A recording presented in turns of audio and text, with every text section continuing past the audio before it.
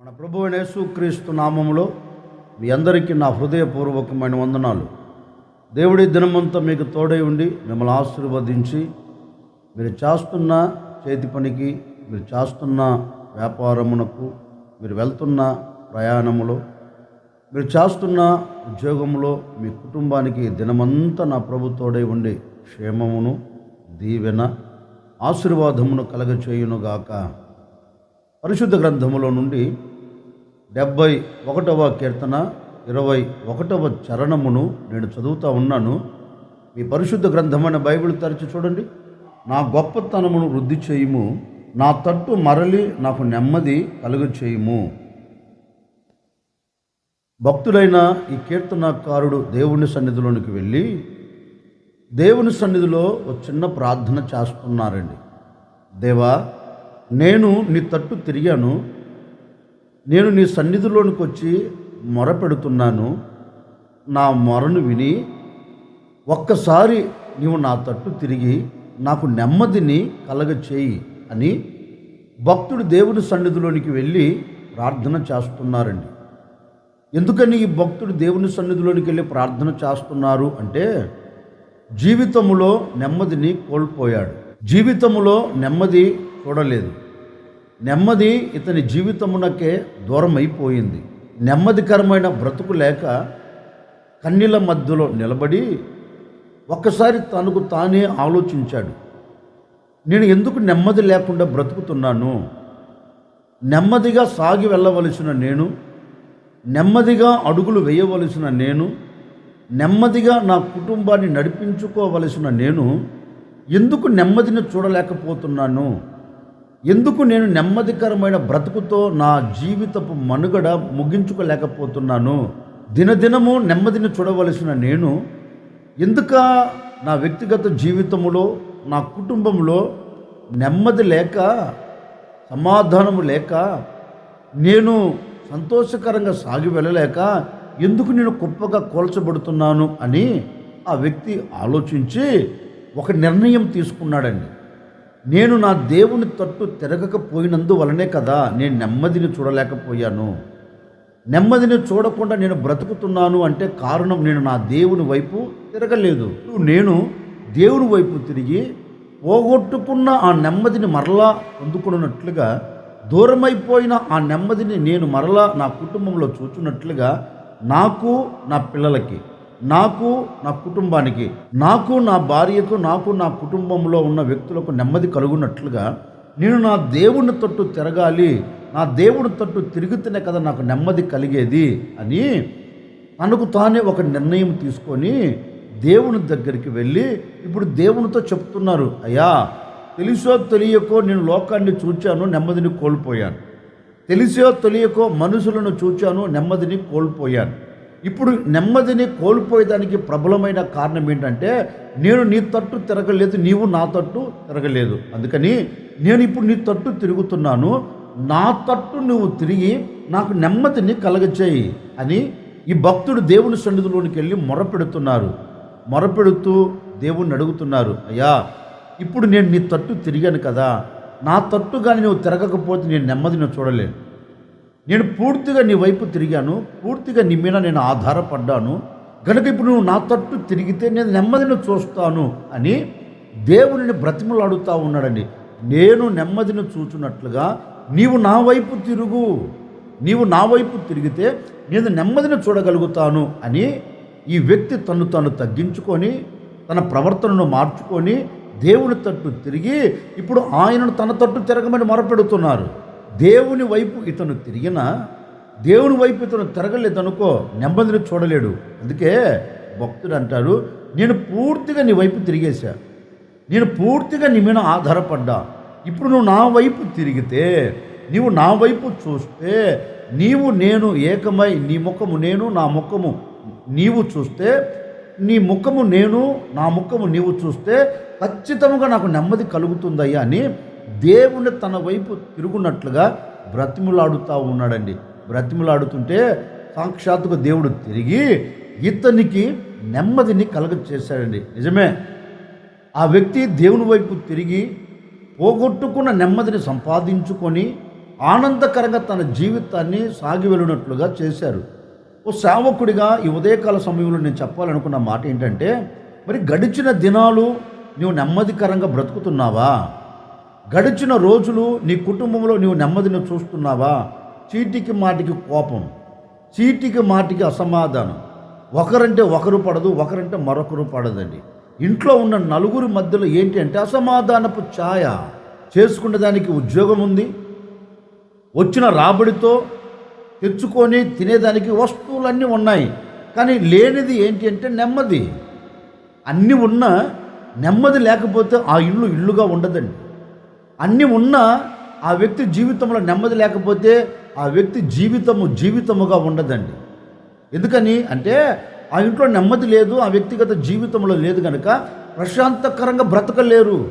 భయముతో, వేదనతో, కలవరముతో బ్రతుకుతూ ఉంటారు.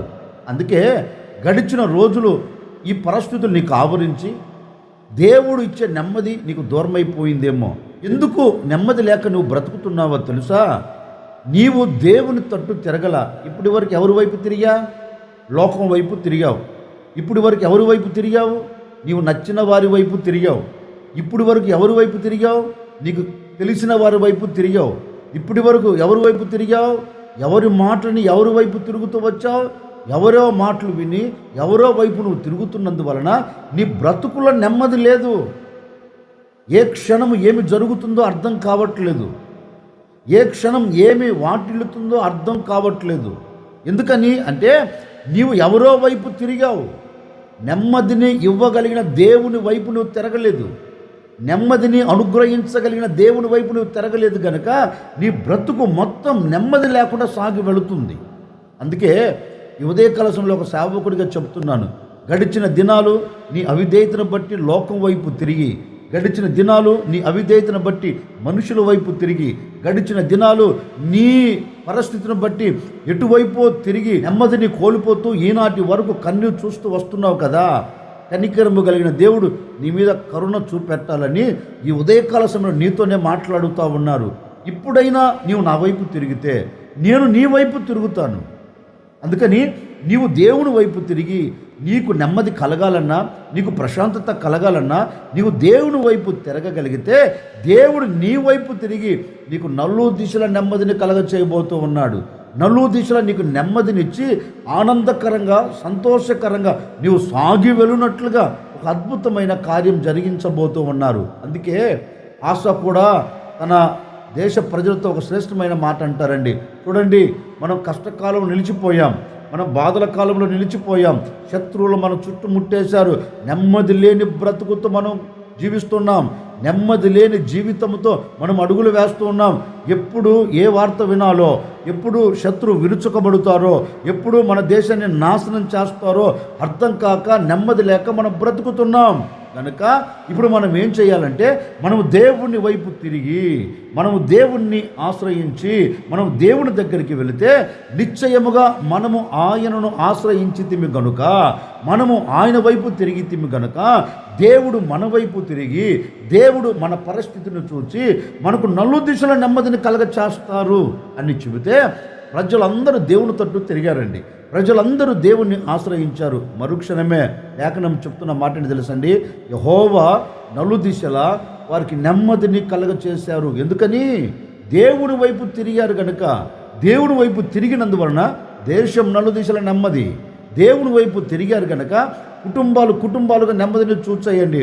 ఓ సేవకుడిగా చెప్తున్నాను, ఆ రోజు వారు దేవుని వైపు తిరిగినట్లుగా ఈరోజు నీ పరిస్థితులలో నుండి ఈరోజు నువ్వు దేవుని వైపు తిరగగలిగితే, లోకాన్ని విడిచిపెట్టి, పాపాన్ని విడిచిపెట్టి, లోక సంబంధమైన ప్రేమను విడిచిపెట్టి, లోక సంబంధమైన వ్యక్తులకు దూరమైపోయి నీ కొరకు రక్తము చిందించిన దేవుని వైపు నీవు తిరగగలిగితే, నీ కొరకు ప్రాణము పెట్టిన యేసుక్రీస్తు వైపు నువ్వు తిరగగలిగితే, నీ కొరకు సిలువ వేయబడిన యేసుక్రీస్తు వైపు నువ్వు తిరగగలిగితే, నీ కొరకు పరిశుద్ధ రక్తము కార్చిన పరిశుద్ధుడైన దేవుని వైపు నీవు తిరగగలిగితే నిశ్చయముగా ఆయన నీ వైపు తిరగబోతూ ఉన్నారు. ఆయన నీ వైపు తిరిగి నీ కుటుంబానికి నెమ్మదిని కలగచేయబోతూ ఉన్నారు. నీ వ్యక్తిగత జీవితానికి నెమ్మదిని కలగచేయబోతూ ఉన్నారు. ఎక్కడ నీవు నిలబడినా అక్కడ నా దేవుడు నీకు నెమ్మదిని దయచేయునుగాక. అందుకే కీర్తనకారుడు అంటారు, దేవా నేను నీ తట్టు తిరిగి ఉన్నాను, నీవు నా తట్టు తిరిగి నాకు నెమ్మదిని దయచేయి. మరి మనము ఆయన తట్టు తిరిగితే మనకి ఏం కలుగుతుంది? పరిశుద్ధ గ్రంథంలో ఒక మాట నేను మీకు జ్ఞాపకం చేస్తాను. సమూయేలు మొదటి గ్రంథం 7వ అధ్యాయం 3వ వాక్యాన్ని నేను చదువుతూ ఉన్నాను. మీ పరిశుద్ధ గ్రంథమైన బైబిల్ తెరచి చూడండి. సమూయేలు ఇశ్రాయేలు అందరితో ఇట్లా, నేను మీ పూర్ణ హృదయముతో యెహోవా యొద్దకు మీరు మళ్ళుకొనిన ఎడల అన్య దేవతలను అస్తారోతు దేవతలను మీ మధ్య నుండి తీసివేసి పట్టుదల కలిగి యెహోవా తట్టు మీ హృదయములను త్రిప్పి ఆయనను సేవించుడి. అప్పుడు ఆయన ఫిలిష్తీయుల చేతిలో నుండి మిమ్మును విడిపించును. దైవజనుడైన సమూయేలు దేవుని పేరు పెట్టబడిన ఇశ్రాయేలీలతో ఒక శ్రేష్టమైన మాట చెప్తున్నారు. చూడండి, ఇప్పటి వరకు జరిగిపోయిందేదో జరిగిపోయింది. ఇప్పటి వరకు కాలం దొర్లిపోయింది. ఇక మీదట మీ భవిష్యత్, ఇక మీదట మీ వ్యక్తిగత జీవితం, ఇక మీదట మీ కుటుంబాలు ఆశీర్వాదకరంగా దీవెనకరంగా మారాలి అంటే, శత్రువుల చేతుల నుంచి మీరు విడిపించబడాలి అంటే, ఏ శత్రువు మీ మీద పెత్తనము చేయకుండా, ఏ శత్రువుల చేతుల మీరు నలపబడకుండా మీరు అనుకున్న గమ్యం చేరాలి అంటే, మీ జీవితపు మనుగడ కొండ మీద కట్టబడిన పట్టణము వలె మారాలి అంటే, మీరు చేయవలసినది ఏంటో తెలుసా? మీ పూర్ణ హృదయముతో మీరు యెహోవా తట్టు తిరిగిన ఎడల, మళ్ళుకొనిన ఎడల అంటే, వారు ఎవరి వైపు తిరగలేదు? నెమ్మదిని ఇవ్వగలిగిన దేవుని వైపు తిరగలేదు. దేవుని వైపు తిరగకపోయినందువలన ఈ ప్రజలు ఆపదలో చిక్కుబడిపోయారు. ఆపదలో చిక్కుబడిపోయి కన్నీరు కారుస్తున్నారు. ఇప్పుడు ఈ ప్రజల యొద్దకు దైవ సేవకుడు వచ్చి వారితో ఒక శ్రేష్టమైన మాట అంటున్నారు, ఇక చాలు, చిక్కుబడిన కాలము చాలు, బంధించబడిన కాలము చాలు. ఆ చోట నుండి మరల మీరు బయటికి రావాలి. అదే చోట మీరు చిక్కుబడి ఉండకూడదు. ఒకప్పుడు తెలుసో తెలియకో చిక్కుబడిపోయావు. ఒకప్పుడు తెలుసో తెలియకో చిక్కబడి వేదన పడుతూ కన్నీరు కార్చావు. ఒకప్పుడు చిక్కబడి నీ జీవితాన్ని నువ్వు నాశనము చేసుకుంటూ అడుగులు వేస్తూ వచ్చావు. కానీ ఇప్పుడు అదే స్థితిలో నీవు చిక్కబడకుండా నీవు మనసు వికసించబడిన వ్యక్తిగా మారి దేవుని వైపు నీవు తిరగగలిగితే, దేవుని వైపు మీరు మొగ్గు చూపెట్టగలిగితే, నిశ్చయముగా మీరు దేవుని వైపు తిరిగారు గనక, నీవు దేవుని వైపు తిరిగావు గనక, నీవు దేవుని వైపు తిరగాలని నిర్ణయం తీసుకున్నావు గనక, నిశ్చయముగా ఆయన శత్రువుల చేతుల నుండి నిన్ను విడిపించి నీ బ్రతుకును, నీ కుటుంబాన్ని ఆశీర్వాదకరంగా నిలబెడతారు అని దైవ సేవకుడు వారితో చెప్తే, ఆ ప్రజలందరండి దేవుని వైపు తిరిగారు. పూర్తిగా దేవుని వైపు తిరిగారు. లోకాన్ని విడిచిపెట్టారు. మొదట ఎవరి వైపు తిరిగారో దాన్ని వద్దనుకున్నారు. మొదట ఏ దాని వైపు తిరిగారో దాన్ని తీసి ప్రక్కన పెట్టారు. లోకాన్ని ప్రక్కన పెట్టారు, లోక సంబంధమైన మనుషులను ప్రక్కన పెట్టారు, లోక సంబంధమైన ప్రేమను పక్కన పెట్టారు. విడిపించగలిగిన దేవుని వైపు ఇప్పుడు మొగ్గు చూపెట్టి, నీవు తప్ప మాకు వేరొకరు లేరయ్యా, నీవు మమ్మల్ని విడిపించు అని ప్రభువుని అడిగితే, సాక్షాత్తుగా నా ప్రభువు అయిన యేసుక్రీస్తు ఏం చేశాడో తెలుసండి? దేవుని వైపు వారు తిరిగారు గనక శత్రువుల చేతిలో నుంచి ఇశ్రాయేలును విడిపించి జయము కలిగిన చోట నిలబెట్టినట్లుగా లేఖనం చెప్పకనే చెప్తుందండి. విడుదల పొందారు, ఆశీర్వాదానికి నాంది పలికారు. ఎందుకని ఈ ప్రజలు విడిపించబడ్డారు అంటే, వాక్యం అంటుంది వారి పూర్ణ హృదయముతో యెహోవా తట్టు తిరిగారంటండి. ఓ సేవకుడిగా నేను కూడా చెప్పనా, ఇప్పటి వరకు ఎందుకు బంధించబడిపోయావు? బంధించబడిన స్థితిలో అలాగే మగ్గిపోతున్నావే, బంధించబడిన స్థితులు అలాగే నలపబడుతున్నావే, బంధించబడిన స్థితులు అలాగే కుప్పగా కోల్చబడి కన్నీరు కారుస్తున్నావే, ఎందుకు బయటికి రాలేకపోతున్నావు? ఎందుకు ఆ స్థలముల నుంచి మరొక స్థలములు ఎందుకు అడుగు పెట్టలేకపోతూ ఉన్నావు అంటే, పట్టుకున్నవాడు బలవంతుడు. నీవు బలవంతుని చేతిలో చిక్కబడిపోయావు, అందుకే బయటికి రాలేకపోతూ ఉన్నావు. సేవకుడిగా చెప్తున్నాను, ఎంత బలవంతుని చేతిలో నువ్వు చిక్కబడినా ఈరోజు మనసు విప్పి దేవుని వైపు నువ్వు తిరగగలిగితే, మనసు విప్పి దేవుని వైపు నువ్వు చూడగలిగితే, నీ పూర్ణ హృదయంతో దేవునిని హత్తుకోగలిగితే, నీ పూర్ణ హృదయంతో దేవుని మీద ఆధారపడగలిగితే, నిశ్చయంగా వాక్యము చెప్పినట్లుగా నా దేవుడు నువ్వు బంధించబడిన ఆ చోటు నుంచి నా దేవుడు నీ కుటుంబాన్ని విడిపించబోతూ ఉన్నాడు, నేను తప్పించబోతూ ఉన్నాడు, విడుదల కలగ చేయబోతూ ఉన్నారు. ఏ బంధకం నిన్ను బంధించినప్పటికీ, లోక ప్రేమ అనే బంధకం నిన్ను బంధించి పడవేసిందా, లోక పాపం అనే బంధకం నిన్ను బంధించి పడవేసిందా, లోక సంబంధమైన పరిస్థితులు నిన్ను బంధించపడవేశాయా, సాతానుగా నిన్ను గట్టిగా పట్టుకొని బంధించిన స్థితిలోనికి నిన్ను తీసుకొని వెళ్ళారా? నిశ్చయంగా ఈరోజు మనసు విప్పి దేవుని వైపు చూడు. నీ బంధకాలు నా దేవుడు తెంపివేయబోతూ ఉన్నారు, నీ శత్రువుల ఆలోచన తెంపివేయబోతూ ఉన్నారు. ఎక్కడ పడిపోయావో ఆ చోటు నుంచి దేవుడు నిన్ను లేవనెత్తి బంధకాలను తెంపి శ్రేష్టమైన చోటుకి నేను తీసుకొని రాబోతూ ఉన్నారు. ఒకవేళ నీ పిల్లలు బంధించబడిపోయారా, ఒకవేళ నీ భర్త బంధించబడిపోయారా, నీ భార్య బంధించబడిపోయిందా, నీకు కలిగిన సమస్తం బంధించబడిన స్థితిలో నిలిచిపోయి కన్నీరు కారుస్తున్నారా? నా తల్లిదండ్రులారా, కన్నీరు కార్చవలసిన అక్కర్లేదు. ఏ బంధకాలు నీ కుటుంబాన్ని, నీ పిల్లలను, నీ వ్యక్తిగత జీవితాన్ని, నీకు కలిగిన సమస్తమును ఏ బంధకాలు బంధించి పడవేసినా ఈరోజు నా ప్రభు చెప్పకనే చెప్తున్నారు, నీవు నా వైపు తిరగగలిగితే, నీవు దేవుని వైపు తిరగగలిగితే, దేవుని మీద నువ్వు ఆధారపడగలిగితే ఈరోజే నీ బంధకములో నుంచి నా దేవుడు నిన్ను బయటికి తీసుకొని రాబోతూ ఉన్నారు. నీ బంధకాలన్నీ ఊడి పడేటట్లుగా అద్భుతం చేయబోతూ ఉన్నారు. నువ్వు దేవుని వైపు తిరుగు, నీ పట్ల కార్యము జరిగించబోతూ ఉన్నారు. నీవు దేవుని వైపు మొగ్గు చూపెట్టు, అద్భుతం నువ్వు చూడబోతూ ఉన్నావు. ఇప్పటి వరకు చూచిన ఏది కూడా ఇక మీదట నువ్వు చూడకుండా దేవుడు అద్భుతం చేయబోతూ ఉన్నాడు, అద్భుతం చేయబోతూ ఉన్నారు. నీవు అద్భుతాన్ని చూడబోతూ ఉన్నావు, ఆశ్చర్యమైన కార్యం చూడబోతూ ఉన్నావు. జరగని ఏ కార్యం ఇక మీదట, ఇప్పటి వరకు జరగని ఏ కార్యం ఇక మీదట నా ప్రభు దాన్ని నెరవేర్చబోతూ ఉన్నారు. ఇప్పటి వరకు ఈ కార్యం జరగలేదని కలవరపడుతున్నావా? కలవరపడవలసిన అక్కర్లేదు. కరుణామయుడు కరములు చాచాడు, ఇక నీకు విడుదల మొదలైంది. ఇక నీ బంధకాలు తెంపబోతూ ఉన్నారు. స్వేచ్ఛగా దేవుని సన్నిధిలో నిలిచి ఉండబోతూ ఉన్నావు. ఇప్పటి వరకు బంధించబడిన నీ జీవితంలో నెమ్మది లేని నీ బ్రతుకునకు ఈ దినము నుండి నా ప్రభు నీకు నెమ్మదిని కలగ చేయబోతూ ఉన్నారు. అందుకని నువ్వేం చేయాలో తెలుసా? దేవుని తట్టు తిరగగలిగితే ఎక్కడ నీవు పట్టుబడినా ఆ చోట నుంచి నా దేవుడు మిమ్మల్ని అందరినీ విడిపించబోతూ ఉన్నారు.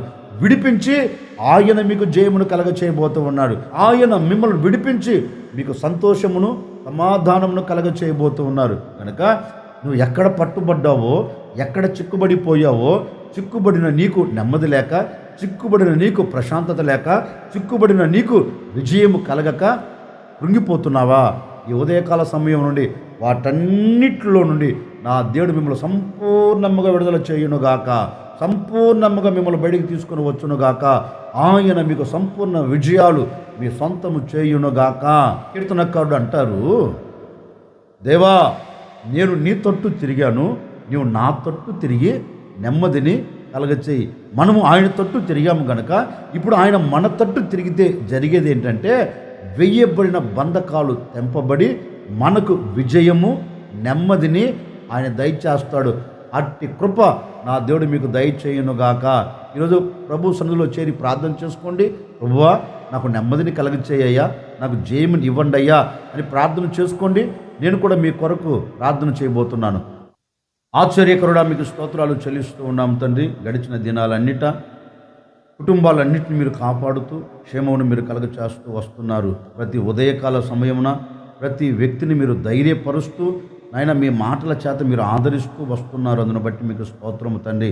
ఎందరైతే నెమ్మదిని చూడాలనుకున్నారో, ఎందరైతే జయమును చూడాలి అని మీ తట్టు తిరుగుతున్నారో, ఈ దినము నుండి ప్రజలకు నెమ్మది కలుగునుగాక, ప్రజలకు విజయం కలుగునుగాక.